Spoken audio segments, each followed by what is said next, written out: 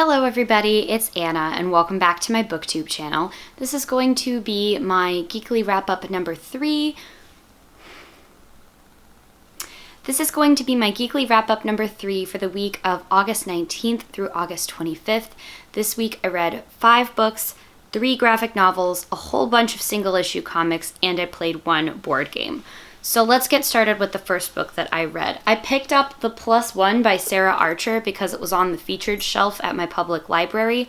This is an adult romance novel about a late 20s computer and robotics engineer named Kelly who is single and ready to mingle, and she meets the perfect guy. Ethan is charming, good-looking, helpful around the house, gets along great with her family members, but there's only one problem. He is a robot. Yes, Kelly builds herself a boyfriend just to get her mom off of her back about having a date to her sister's wedding, and eventually this turns into a bigger charade than just a single one-time +1 to a wedding, and there's like a whole fake relationship thing that happens. People start to get suspicious about who Ethan is and why he's really cagey about his past. Obviously he is, because he's just a robot. I thought that this book was okay. I feel like adult romance is really having a moment on BookTube right now, so I think this is part of the reason why I've been drawn toward reading more of this type of book, because usually I don't. But this one was just fine. I think it was really difficult to get invested in the romance between the two characters because one of them kind of doesn't have a personality. Since Ethan is literally made by Kelly to just kind of reflect Kelly back to herself, you don't really get a good sense of chemistry between the two partners because he's kind of just there as like a really helpful Rosie the robot around the house kind of thing. So I didn't really feel that the romance part of the book did as well as it could have, but I had fun reading it. Next up, I read 3 books, actually 4, 3 books and 1 graphic novel for the FemmeFanTale readathon. So I did not get nearly as far through my TBR for that as I had anticipated. I did end up starting Jade War by Fonda Lee, and I didn't finish it, but I wanted to mention it here because I ended up having to send it back to the library because it was due and I was only about 100 pages in. And as I was going through it, I just realized that it's been so long since I read Jade City, which is the first book in the trilogy, that I didn't remember who any of the characters were. So I was having a really hard time following the story because it picks up right where Jade City left off without any sort of refresher in the first few chapters to get you all caught up. It was coming due and I couldn't renew it because people were waiting for it, and I was just like, that's fine, I'm going to pause here, read this book at another time after I go back and refresh myself. I'm not going to stress out about this. So I ended up reading a couple of books that I really disliked, and those were The Castle in the Attic and The Battle for the Castle by Elizabeth Winthrop. I read these to fulfill the middle grade challenge and the published pre-2000 challenge. These books were published in like the late 80s and then the sequel in the early 90s. And I think that these books are a very good example of how not to write fantasy for children. This story is about a boy named William who is going through the usual trials and tribulations of a white middle-class boy in the late 80s. Namely, he is upset because his family's housekeeper is moving away. She's going back to England and she won't be around to take care of him anymore. As she's getting ready to leave, she gives him a model of a castle that contains a tiny silver knight in it. It's something that had been in her family for generations. She and her siblings used to play with it. They loved this castle, and there were always rumors that it was magic. And the castle is indeed magic, which does make it sound like it would be a super fun portal fantasy kind of read where William pops into the miniature world of the castle, goes on adventures, and learns something about himself, enabling himself to solve the problems that he's facing in his real life with his friends, problems of growing up, being afraid to do this particular thing in his gymnastics routine, except for the fact that it's so boring. It is super uninteresting to read. Anytime that William or his friend Jason in the sequel try to figure out why the magic of the castle works the way that it does, one of them ends up saying something along the lines of, well, that's the thing about magic. I've learned it's best not to ask too many questions. That ain't good world building. That is actually like really bad for your world building. If the characters are curious about the world in which they are, engaging with the magic, there should at least be something there beyond just it's a total black box mystery. Or if it is, it needs to be handled way better than that. If it is a total black box mastery, then why give the child protagonist the ultimate power to grow, shrink, and turn anything to stone at will? How does he know this if he isn't interrogating the way that the magic works in the world? I did not like these books. I remember liking them as a kid, but I guess as I have grown up and read some really good quality literature, my tastes have really changed. Then I did end up rereading 2 books that I did enjoy a lot. The first one is Wild Mage by Tamara Pierce, which again, I read for a YA published pre-2000 novel for the FemmeFanTale readathon. This is the first in her Immortals series, which is about Dane, a young girl who has wild magic and the ability to talk to animals. It also introduces a fan-beloved character, Numair, who is also a mage and kind of takes Dane under his wing after, her family is killed by bandits, and she's just kind of helping take care of the herd of horses that goes to the Queens and Kings riders. So this book, I know, is not as good as the other books in the series, but there is a lot of setup and world building that happens in here, and I am excited to continue with my reread of the series. I think I ended up bumping this up to 4 stars rather than 3 the last time I read this book, which was maybe 4 years ago now. And maybe that's just because of nostalgia, but I really just do adore this book, so I don't mind. And then I also reread Princess Ever After by Katie O'Neill.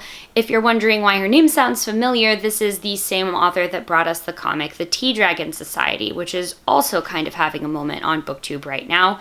This is the story of 2 princesses, Sadie and Amira, that rescue each other and end up falling in love after going on a series of adventures together. This is a very simple, very cute and fun female-female romance in a middle grade comic. I enjoy it. I always say that we need more G-rated queer media and stuff like that, just so that kids can see themselves represented and also see just great examples of queer joy in books.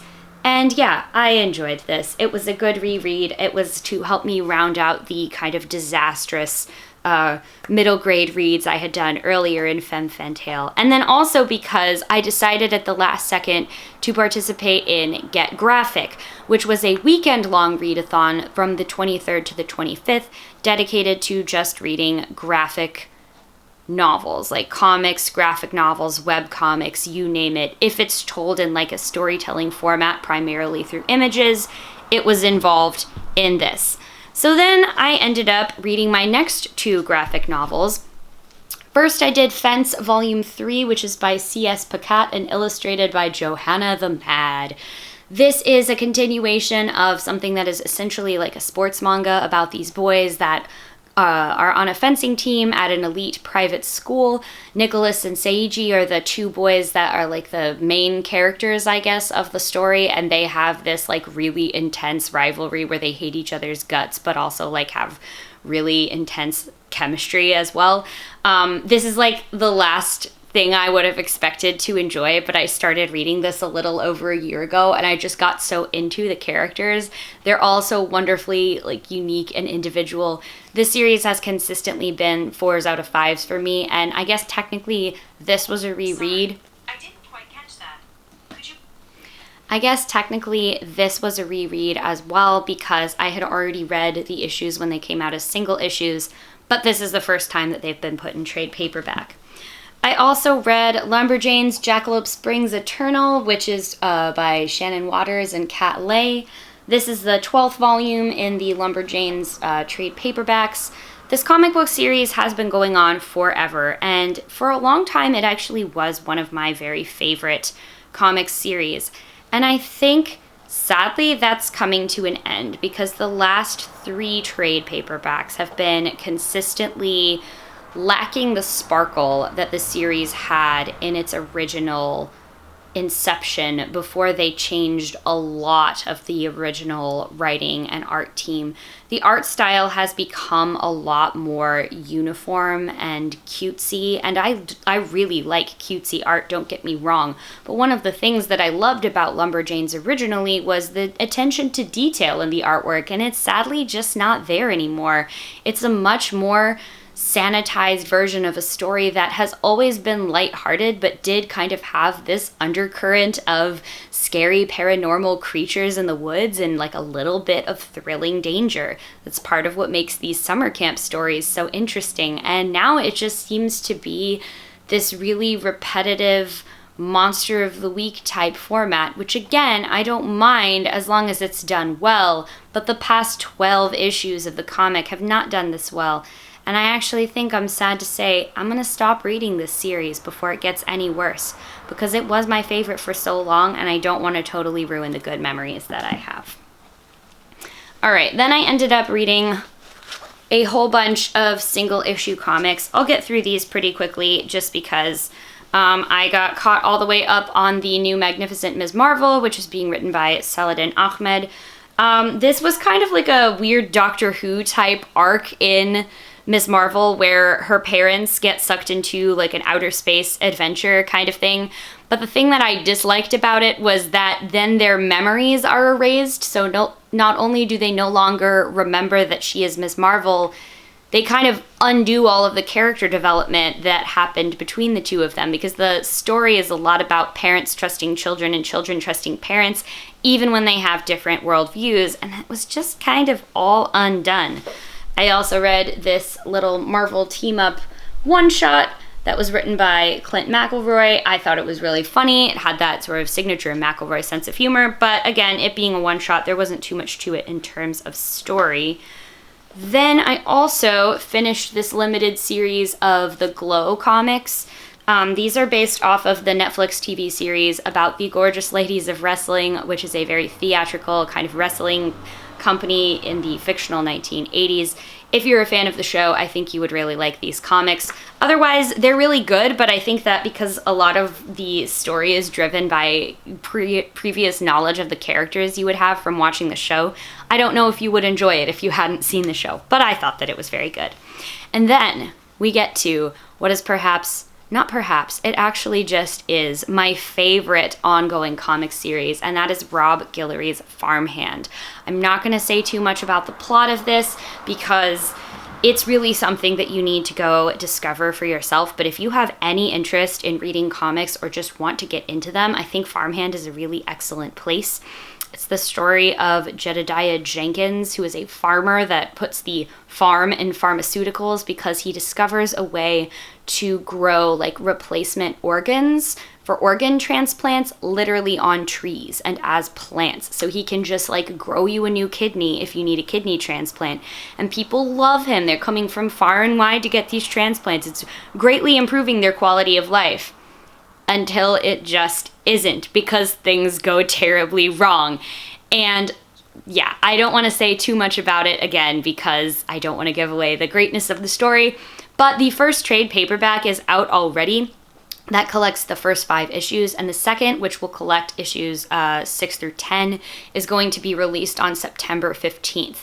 So don't worry, there's definitely like plenty of readily available ways to read this book. And then my final thing that I read before we get into my games was Aisha Last by Uzma Jalaluddin.